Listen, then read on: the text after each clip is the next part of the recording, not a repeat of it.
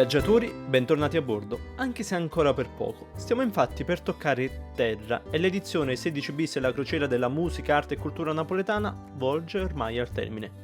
Un lungo viaggio fatto di emozioni, scoperte, incontri ed intrecci che ha portato noi e voi a scoprire aspetti del sapere partenopeo che ignoravamo ed addirittura trovare Napoli nei luoghi più inattesi.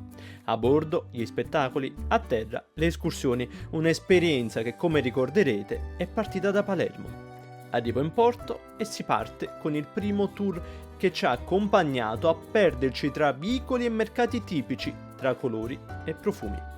Tappa poi a Palazzo ai Normanni, sede dal 1947 dell'Assemblea regionale siciliana, accompagnati questa volta dall'onorevole Cristina Cimignisi. E dopo una pausa per un arancino o un cannolo, di nuovo a bordo. Roberto Colella e Luciano Capurro sono stati i primi artisti ad esibirsi. Insieme a loro è stato un vero e proprio inoltrarsi nelle note della musica napoletana, quella classica, che risponde ai nomi di Salvatore Gambardella o Sergio Bruni, e quella moderna, che rende invece omaggio anche a chi l'ha resa celebre in tutto il mondo. Tra momenti di relax e divertimento, con Francesco Procopio, o lezioni di napoletanità tra i banchi della Gennarino II, con in cattedra il prof Amedeo Colella, siamo poi arrivati a Ibiza. Tra le isole Baleari più conosciute ed apprezzate dai giovanissimi e non solo, la città alta è il cuore pulsante della sua storia, un sito patrimonio dell'UNESCO che ci ha portato a piccoli passi indietro nel tempo, tra viuzze, case bianche con gli inconfondibili balconi fioriti. E poi, dalle Baleari, rotta a Valencia, sempre accompagnati da Sabrina ed Alessia Spinosa. Colori e sapori hanno tinto la nostra giornata, che non poteva non avere come tappa finale il mercato.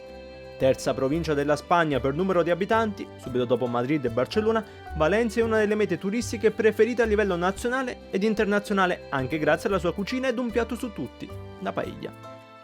Una delle ultime città che poi abbiamo toccato con il nostro viaggio è stata Marsiglia, tra i principali porti del Mediterraneo, e i suoi punti con Napoli di contatto si possono intravedere un po' ovunque. Prima di arrivare a Genova, infine, sul palco ancora tanta musica e cultura, con Monica Sarnelli, Fuliggine e di Napoli Antica. Il capoluogo ligure ci ha accolto emozionandoci con i ricordi di Fabrizio De André e poi ci ha fatto innamorare con la sua storia e le sue tipicità. E con questo ultimo punto, con questo ultimo luogo cuore di un percorso che abbiamo vissuto insieme, la nostra crociera volge quindi al termine. Io, Alessio Barco, vi saluto. È stato un privilegio poter condividere questo diario di bordo con tutti voi. Se però già siete un po' malinconici, non vi preoccupate. Questo è solo un arrivederci.